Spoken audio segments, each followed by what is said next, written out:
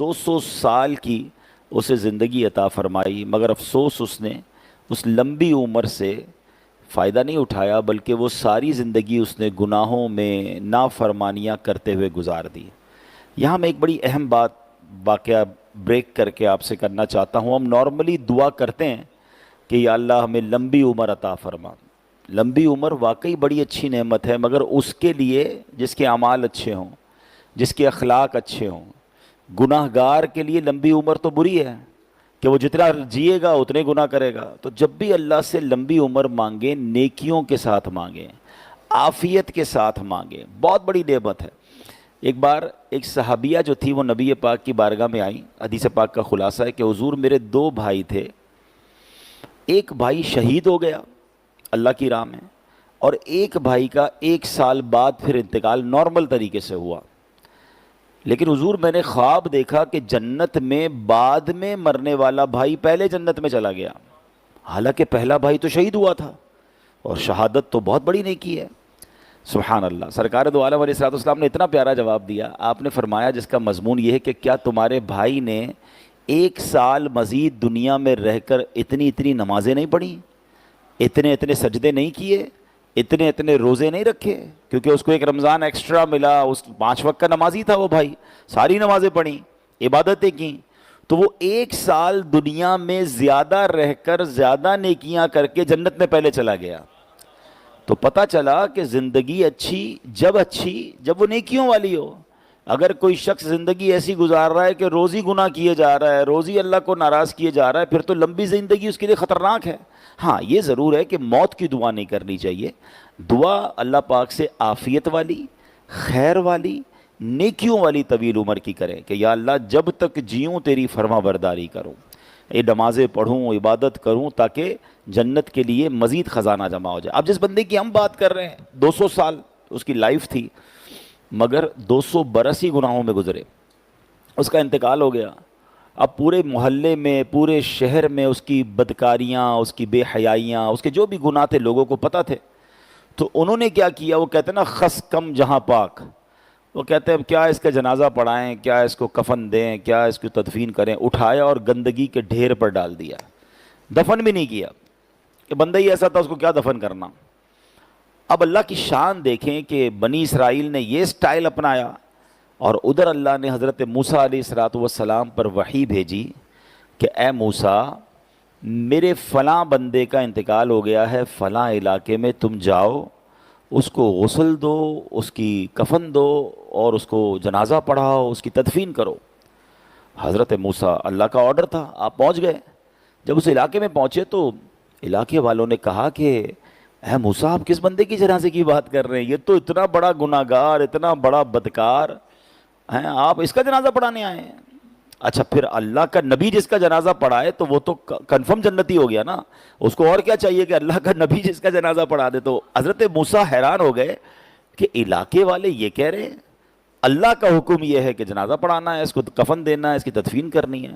حضرت موسیٰ ایکچولی کلیم اللہ تھے، اللہ سے باتیں کرتے تھے۔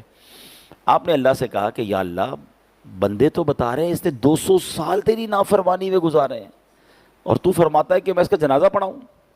ارشاد ہوتا ہے کہ اے موسیٰ بنی اسرائیل کے لوگ سچ کہتے ہیں، جو کہہ رہے ہیں نا ٹھیک کہہ رہے ہیں، واقعی یہ گناہ گار تھا، مگر انہو کان کلما نشر التوراۃ، جب یہ بندہ تورات شریف کو کھولتا تھا، وَنَظَرَ إِلَىٰ اسْمِ مُحَمَّدٍ صلی اللہ علیہ وسلم، اور ہمارے محبوب علیہ السلام کے نام پاک کو جب بھی دیکھتا تھا تو قبلہ ودعہ علی عینیہ وصلی علیہ، وہ کیا کرتا تھا، میرے محبوب کے نام پاک کو ادب سے چومتا تھا، اسے آنکھوں پر لگاتا تھا اور درود پاک پڑھتا تھا۔ اے موسیٰ اس کی ہمیں یہ ادا بہت پسند آئی، بس اسی نیک عمل کی وجہ سے میں نے اس کے سارے گناہ بخش دیے، اور وَزَوَّجْتُهُ 70 حورا، میں نے اس کا نکاح 70 حوروں کے ساتھ کر دیا ہے۔ کیا بات ہے، کیا بات ہے، اعمال نہ دیکھے یہ دیکھا، محبوب کے کوچے کا ہے گدا، اعمال نہ دیکھے یہ دیکھا، محبوب کے کوچے کا ہے گدا، مولا نے مجھے یوں بخش دیا، سبحان اللہ سبحان اللہ۔ اے میرے پیارے اسلامی بھائیوں، کیا کیا اس نے؟ 200 سال کی نافرمانی تھی، مگر محبوب پاک سے عشق تھا۔ سرکار علیہ الصلوۃ والسلام دنیا میں آئے نہیں تھے، یہ بھی یاد رہے، یہ بھی کمال ہستی ہیں۔ یہ دنیا میں ایک ہی پرسنالٹی ہے کہ جو آئے نہیں ہیں لوگ ان کے پہلے ہی دیوانے ہیں۔ ایک میں ہی نہیں ان پر قربان زمانہ ہے، جو رب دو عالم کا محبوب یگانہ ہے۔ بھائی دنیا میں لوگ آتے ہیں، ان کو کوئی دیکھتا ہے، ان کی سیرت اور ان کے سٹائل اور ان کے انداز اور ان کی کامیابیوں کو دیکھتا، پھر پیار ہوتا ہے نا۔ ایسا کیسا پیار کہ بندہ آیا ہی نہیں دنیا میں ظاہری طور پر، شخصیت آئی نہیں اور لوگ دیوانے ہیں، ہزاروں سال سے دیوانے ہیں۔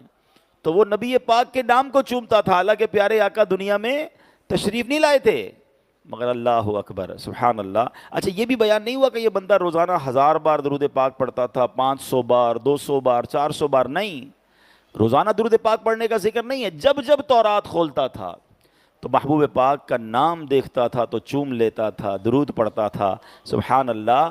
اب غور کیجئے، جنت بھی ملی، 70 حوروں سے نکاح بھی ہوا۔ بنی اسرائیل یہ پیارے آقا کے امت نہیں ہیں، حضرت موسیٰ کے امتی ہیں، ان کا امتی نبی پاک کے نام کا ادب کرے تو گناہ معاف اور جنت مل جائے۔ اب خود نبی پاک کا امتی اگر یہ کام کرے تو اس کا بیڑا کیوں نہ پار ہو جائے گا۔ تو درود پاک کمال کا وظیفہ ہے، خوب درود پاک پڑھتے رہا کریں۔ جب جب پیارے آقا کا نام آئے درود پاک پڑھیں۔ سرکار دو عالم علیہ السلام کا نام پاک محمد صلی اللہ علیہ وسلم آئے تو ہو سکے تو اپنے انگوٹھوں کو چوم کر آنکھوں سے لگائیں، یہ بھی عشق کا طریقہ ہے۔ ہاں لوگ کہتے ہیں کہاں لکھا ہے بھائی، کون سا ریفرنس ہے جو آپ انگوٹھے چومتے ہیں؟ ہم کہتے ہیں ہمارے نصیبوں میں لکھا ہے۔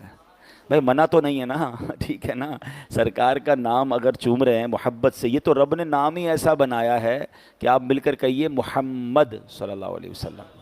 آپ انگوٹھے تو بعد میں چومیں گے، لبوں نے خود ہی ایک دوسرے کو چوم لیا ہے، محمد، ہونٹ خود ہی چوم لیتے ہیں صلی اللہ علیہ وسلم، اللہ نے نام ہی ایسا دیا ہے، ٹھیک ہے۔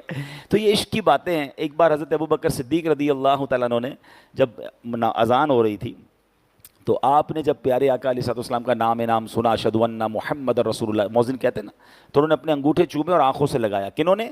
صدیق اکبر حضرت ابوبکر صدیق رضی اللہ تعالیٰ عنہ نے۔ تو نبی پاک نے، انہوں نے پھر دعا بھی کی کہ نبی پاک پر درود ہو، میری آنکھوں کی ٹھنڈک ہے میرے آقا۔ تو پیارے آقا نے فرمایا جو میرے دوست جیسا عمل کرے گا سبحان اللہ، اس کے لیے نبی پاک نے بشارت عطا فرمائی۔ علماء کہتے ہیں کہ جو اس طرح اپنے انگوٹھوں کو چوما کرے گا اس کی کبھی آنکھیں نہیں دکھیں گی، وہ کبھی اندھا نہیں ہوگا۔ تو یہ تو نصیب والوں کا حصہ ہے، عشق کا انداز ہے۔ تو اللہ مجھے بھی نصیب فرمائے، آپ کو بھی نصیب فرمائے۔ پھر جمعہ کا دن، بار بار میں یاد دلاتا ہوں آپ کو کہ جو جمعہ کے دن 200 بار درود پاک پڑھ لے اس کے 200 برس کے گناہ معاف کر دیے جاتے ہیں۔ تو کوشش کیا کریں کہ کثرت سے درود پاک پڑھتے رہا کریں۔ آئیے محبت کے ساتھ آواز بلند درود پاک پڑھ لیں۔ صلو علی الحبیب صلی اللہ تعالی علی محمد صلی اللہ علیہ وسلم۔ آج